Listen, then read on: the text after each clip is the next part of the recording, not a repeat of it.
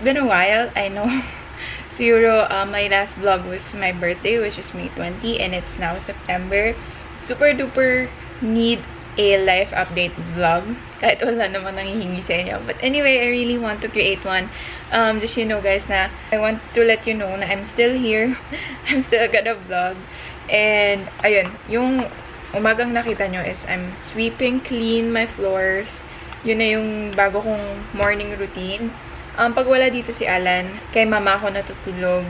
Kasi I've been watching a lot of weird series lately. Kasi nga, diba, bumili kami ng TV ni Alan. Ayan. Ay, hindi ko pa pala nasasabi. Basta ayan, bumili kami ng TV ni Alan. So, lagi akong nanonood ng mga series, which is yung American Horror Story.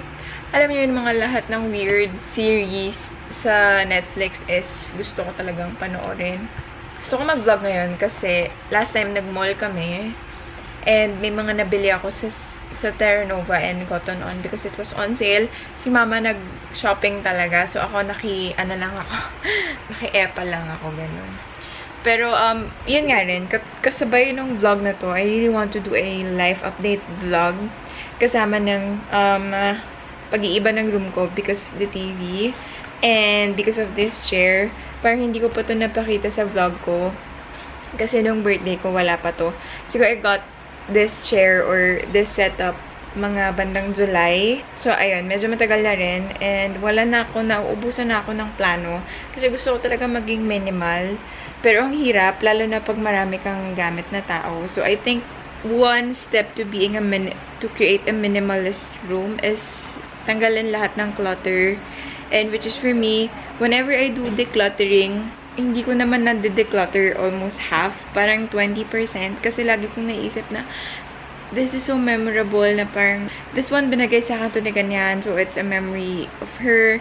Ganyan. Tapos, this one, I got this when I went to ganyan.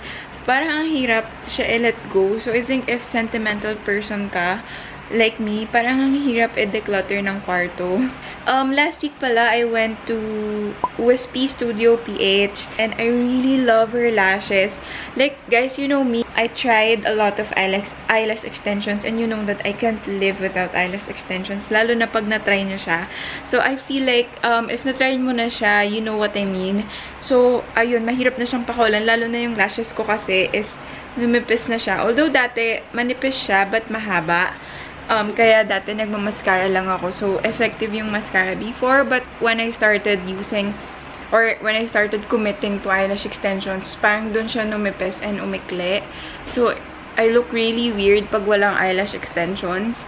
Or ako lang siguro dahil nasanay ako. And I look weird as well kasi it's morning. Hindi naman morning, it's almost 11 na. Yung nilagay niya sa akin is yung Kylie J set, which is yung very popular set niya. Yung place niya is around Tandang Sora. It's 30 minutes away from me. So if you're from Quezon City around Congressional, I'm from Valencia and I'm just 30 minutes away from her. That's without traffic. Pero that time naman I went, it was morning. So wala naman siyang traffic. Pero ayan yung eyes ko. Meron din siyang other rules and regulations. So I will just put it in the screen as well. And, ayun, make sure to follow Wispy Studio. She really did a great job. Kahit yung mom ko, sobrang nagandahan. And ang gaan-gaan. Sabi ko nga pala, magpapakita ako ng updated room, changes. Pero hindi naman siya ganon kalaki. So, it really looks the same as before.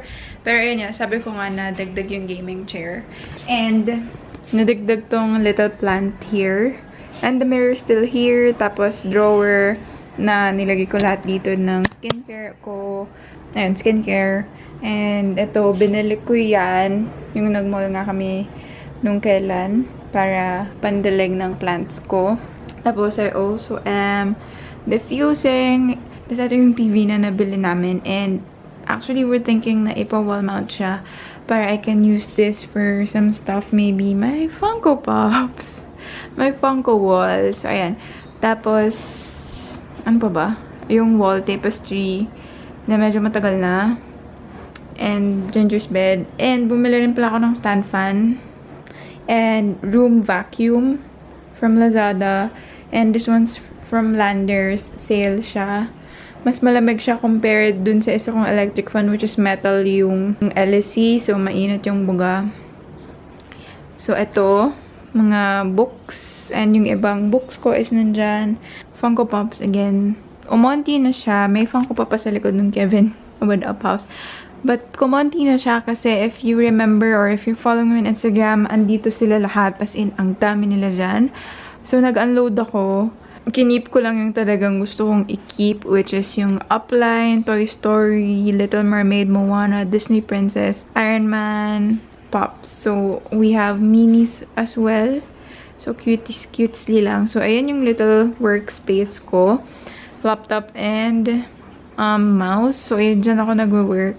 So, ayan, sana hindi na sila madagdagan kasi wala na silang pwesto. Pero if ever i-wall mount ko yung TV ko, dun ko ilalagay around. Just like before. Para ito is maging workspace na lang talaga. And dito, naiwan dyan yung ibang stuff ko for work. Like chargers, pens, ganun. So, mainly, almost lahat yan may pwesto. So, maluwag yan. It's like my mini side table as well. Pero chargers lang yan for my laptops and other chargers. But yung doon is phone chargers, medicines, and other stuff. So, ayan. Yun lang ang update ng room natin. Pero, papakita ko lang sa inyo kung ano yung mga recent na nabili ko throughout, I think, quarantine. Siguro, hindi naman. Konti lang kasi yung nasa shop ko talaga kasi hindi naman ako lumalabas. Siguro twice lang. So, ito is yung Adidas sale, which is 50% off entire store. Yun yung sa UP Town. And I think that was July-ish. Yung isang jacket, which is yung nude pink. Long sleeve siya. Wala siyang hood. Basta pull over siya na Adidas na nude pink. Originally, that was 3,500. Pero yun, 50% siya. So, 1,750 siya that time. So, I think super sulit. So, next one that I got from Adidas is this short. Yun, 50% off din siya. And gusto ko rin to kasi sobrang comfy niya. So, 1,500 yata to or 1,600. Basta nabili ko siya 750 or 800. Okay, so last one from Adidas is this cropped hoodie. Ito, sale, malamang 50% off. And hindi ko na matandaan yung price. Parang 3,200 yata. So, 1,600. So, maganda siya, makapal. So, I'm looking forward on using this. Siguro if pwede na ulit bumiyahe or, you know, maging normal na. Okay, so last is from Terra Nova and Cotton On. Na-mention ko sa inyo na nag-mall kami. Tapos, syempre, pina-wash ko na to. But, ito yung resibo. Kinabi ko. Si Mama kasama ko. So, si Mama medyo nag-splurge siya with Terra Nova. Kasi, before, binilan ko siya ng Terra Nova shirt. Niregaluhan ko siya. And sobrang nagustuhan niya. Kaya sabi na, pag bumalik kami, mag-hoard siya ng marami. Siguro different style and different colors. And when we went there, they're having a 30% off everything. Tapos, kunyari, if you're getting 4 tops, you're getting it 50% each. So, let's say, if yung shorts mo is 500, so if you're getting 4, 250 each na lang siya. So, if regular price, you're getting it for 2,000. Pero dahil 50% off, 1,000 na lang for 4 na shorts. And sobrang tuwang-tuwa kami ni Mama kasi Terra Nova, magandang tela talaga siya. Ang gulo na ng likod natin. Pero simulan ko muna with comfy shorts. Ito lang siya yung, alam niyo, nakita niyo sa H&M na shorts, ayun. 400 talaga yung regular price niya. And maganda naman yung tela. And maraming magandang kulay. Pero nagtimpi ako kasi hindi ko naman kailangan ng sobrang daming shorts kasi marami na akong shorts. Just, lang, para lang ma-replenish yung iba kong shorts kasi minsan lagi ko nga ginagamit. So, medyo nabubugbog, kawawa naman. I'm in the size extra small. Again, regular price if you're getting 1 is 400. And if you're getting 3, 199 each. I also have the gray. And I also have the dark blue. Okay, tops naman tayo. So, ito yung sinasabi ko na if you're getting 4 is 50% off. So, if naka 3,000 ka, ilaless nila ng 600. So, if your total is 6,000, 1,200 yung maliless sa'yo. So, I got 3 tops for almost 600. So, meron ako nito na crop top siya. Tapos, tinatay mo siya. So, perfect siya with comfy shorts that I got. So, neon pink na naman. I'm in the extra small as well. Bottoms and tops. And I also have the green color. And army green siya. And I also have this powder blue. Ito talaga yung nagpa-caught ng attention ko sa style na to. Kasi, naganda na ako sa color na to. So, it's powder blue. And lastly is, I have this crop top lang na Beverly Hills, California nakalagay. Maganda siya pang turn with the pink shorts that I got. Hindi ko iti-turn yung pink with pink. Baka naman mukha na akong highlighter nun. Okay, so na-total namin. Actually, sinabi nung girl yung total namin dapat if hindi siya sale.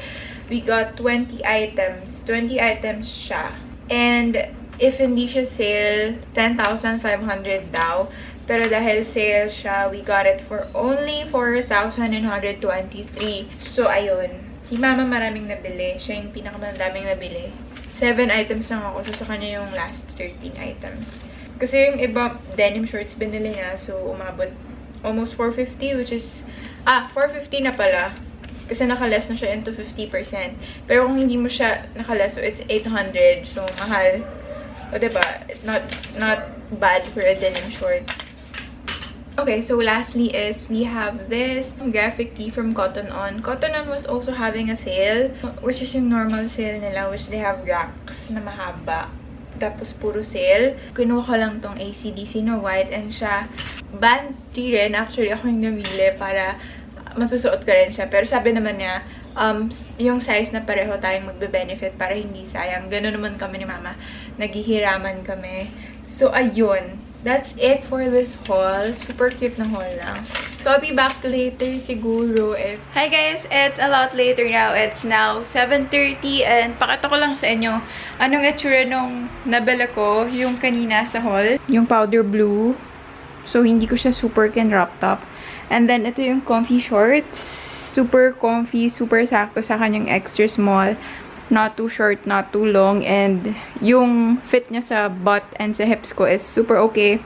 So, if your body is parang sa akin, so I think extra small will go perfectly sa inyo. Yun, so I will just end the vlog here, guys. And ayun, thank you so much for watching. And I hope to see you on my next vlog. Bye!